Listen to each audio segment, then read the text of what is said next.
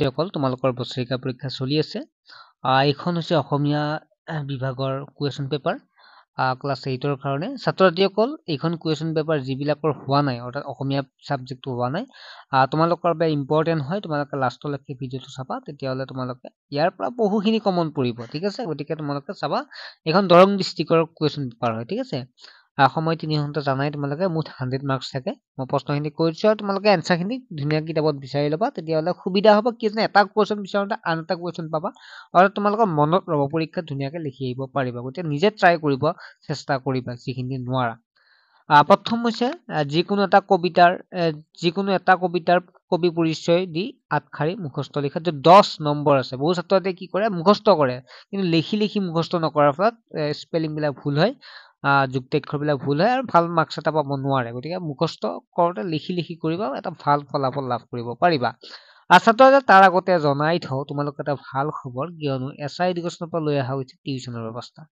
ছাত্ৰ-ছাত্ৰীসকল তোমালোকে এতিয়া 12 দিনত 400 500 1000 টকা ভৰাৰ কোনো প্ৰয়োজন নাই কষ্ট কৰাৰ কোনো প্ৰয়োজন নাই ঘৰতে মোবাইলটোৰ জৰিয়তে পঢ়িব পাৰিবা ছাত্ৰ-ছাত্ৰীসকল তেতিয়া তোমালোকে এই সুবিধা লাভ কৰিব পাৰিছে ঘৰতে থাকি পঢ়িব পাৰিবা ভাগৰ চাগৰ নালাগে বহুতে টিউচনৰ পৰা আহি ভাগৰ লাগে গতিকে এই সময়ত তোমালোকে এই সুবিধা লাভ কৰাটো বেছি ভাল কাৰণ তোমালোকে শিক্ষাটোহে মেইন কথা শিক্ষাটো কেনেকৈ লাভ কৰিছে সেইটো ডাঙৰ কথা নহয় তোমালোকে বুজি পাইছে নে নাই সেইটোৱে ডাঙৰ কথা সেইকাৰণে তোমালোকে যিসকল ছাত্ৰ-ছাত্ৰীয়ে ল'ব বিচাৰে ল'ব পাৰিব টিউচন ব্যৱস্থা মাত্ৰ 99 টকা ছাত্ৰ-ছাত্ৰীসকল সময়ৰ নষ্ট নহ'ল কষ্ট ৰাহি হ'ল আৰু লগতে পইচাৰো কমত পালা মেথছ সায়েন্স সোশ্যাল সায়েন্স আৰু ইংলিছ চাৰিটাকৈ সাবজেক্ট পঢ়োৱা হ'ব তোমালোকে কতো নোপোৱা এনেকৈ চাৰিটাকৈ সাবজেক্ট পঢ়িবৰ কাৰণে মাত্ৰ 99 টকা সময়মতে কোৰ্স ক্লিয়াৰ কৰা হ'ব নোটছ দিয়া হ'ব তেনেকুৱাকৈ গতিকে এডমিশন হৈ আছে সোনকালে এডমিশনটো লৈ লোৱা আমাৰ এপ্ৰিলৰ 1 তাৰিখৰ পৰা ক্লাছ ষ্টাৰ্ট হ'ব যেহেতু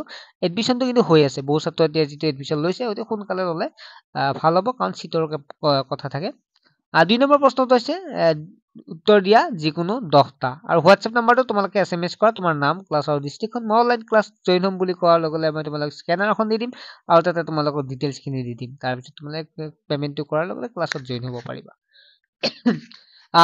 কত নিয়ৰে হিয়াত খাচি থোৱাৰ কথা কৈছে মোগল সেনাপতিক চৰাই খোজাৰ দায়ত লাচিত বৰফুকনে কাক লোৱা কথা কৈছিল এন ফ্ৰাংকৰ প্ৰকৃত বন্ধুগৰাকীৰ নাম কি আছিল আপোন পাহৰা বীৰক কবিয়ে কি বুলি আখ্যা দিছে বিষ্ণুৰ চৰিত্ৰ অৱতাৰটো কি 2001 চনত কি বৰ্ষ হিচাপে ঘোষণা কৰা হৈছিল উদ্যোগতি পথত কিহে বাধা দিয়ে কবিয়ে ধ্যানমগ্ন যোগী বুলি কাক কৈছে শিলভদ্ৰৰ প্ৰকৃত নাম কি অসমীয়া গদ্য সাহিত্যৰ জনক কোন যতীন্দ্ৰনাথ দুৱৰাৰ একমাত্ৰ গদ্য পুথিখনৰ নাম কি গোৱালপাৰা জিলাৰ যিটো পাগলাটেকক কি উদ্ধাৰ হৈছিল নেক্সট হ'ল 3 নম্বৰ প্ৰশ্নটো আছে উত্তৰ দিয়া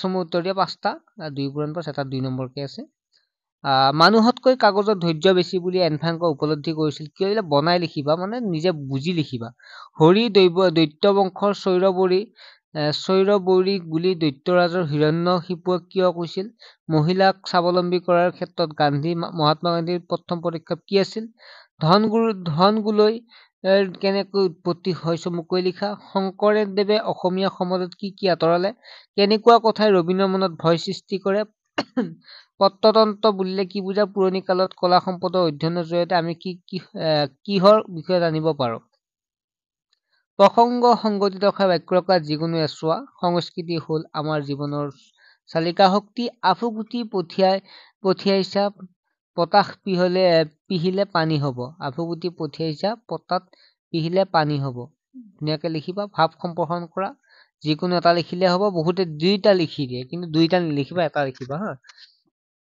বিজ্ঞান শাস্ত্ৰ জ্ঞানৰ ভঁৰাল ৰাইজে নখ জোকাৰিলে নৈ বয় 4 নম্বৰ আছে যিটোত 6 নম্বৰ যিকোনো এটা কবিতাৰ মূল ভাৱ লিখা জাগা জননীৰ সন্তান শ্ৰী শ্ৰী শংকৰদেৱ তাৰপিছত 4 নম্বৰ পেজ যিটো আমাৰ নেক্সট আছে নিৰ্দেশ অনুসৰি তলৰ প্ৰশ্ন এটা উত্তৰ দিয়া যিকোনো 4টা য'ত 4 নম্বৰকে আছে দুটা প্ৰশ্ন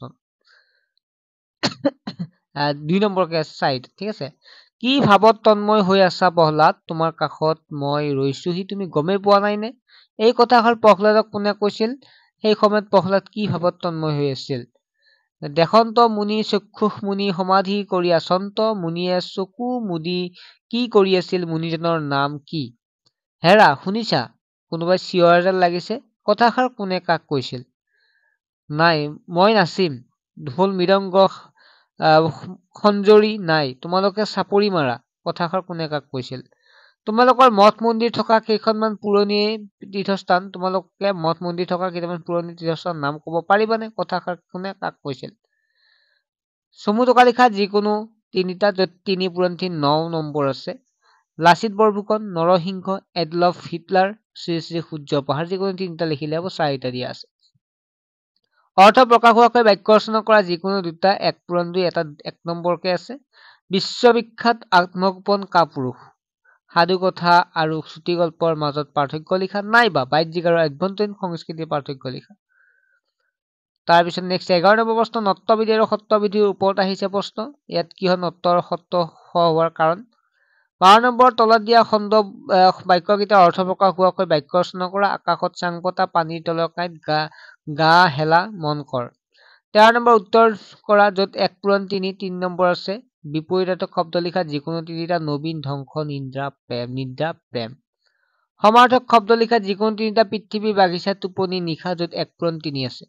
লিংগ নিৰ্ণয় কৰা যিকোনো তিনিটা নাৰী দেউতা যুৱক আমৈ। লিংগ মানে জানাই তোমালোকে লিংগ নিৰ্ণয় কৰা। সন্ধি ভাঙা এইবিলাক জানাই জোৰোৱা প্ৰত্যক ইত্যাদি যিকোনো ৪টা লিখিলে হ'ল। প্ৰত্যয় ভাঙি দেখুওৱা গামাৰৰ পৰা গামাৰখিনি চাবা গাঁৱলীয়া নদীয়াল ৰনুৱা তামি যিকোনো তিনিটা। তলৰ সৰল বাক্যবোৰ যৌগিক বাক্যলৈ পৰিৱৰ্তন কৰা। ব্যায়াম নকৰিলে স্বাস্থ্য ভালে নাথাকিব। অৰ্থ লিখা যিকোনো ৪টা চান্ত্ৰ আশী সদন্ত্ৰ দিলেকবাদী। তেনেকুৱাকৈ পৰা আৰু প্ৰতি উপসৰ্গ দুটাকৈ একোটাকৈ শব্দ লিখা। ১৪ নম্বৰ এটা শব্দত প্ৰকাশ কৰা যিকোনো তিনিটা ১ পূৰণ ৩ আছে। আজি আগে হোৱা নাই জাকৈৰে মাছ ধৰা মানুহ। কোনো বস্তু ভগা চিঙা অংশবোৰ যি নিজৰ স্বাৰ্থৰ কথা চিন্তা কৰে। তলৰ আস্তানা পদবিলাক বিভক্তি নিৰ্ণয় কৰি কাৰকৰ নাম লিখা। ছাত্ৰজনে কিতাপ পঢ়িছে। যঁতৰেৰে সূতা কাটিব পাৰি। গছৰ পৰা পাত সৰিছে। ভিক্ষাৰীজনলৈ দান দিয়া পুখুৰীত মাছ মৰা। ছাত্ৰ ছাত্ৰীসকল আকৌ মই তোমালোকক মনত পেলাই দিব বিচাৰিছো ঘৰতে অধ্যয়ন অনলাইন টিউচন। সময় আৰু কষ্ট ৰাহি কৰক অনলাইন শিক্ষা গ্ৰহণ কৰক। বিষয়সমূহ যদি চাওঁ বিজ্ঞান গণিত ইংৰাজী আৰু সমাজ বিজ্ঞান। ক্লাছ 6ৰ পৰা 10লৈকে এই সুবিধা অনলাইন টিউচনৰ।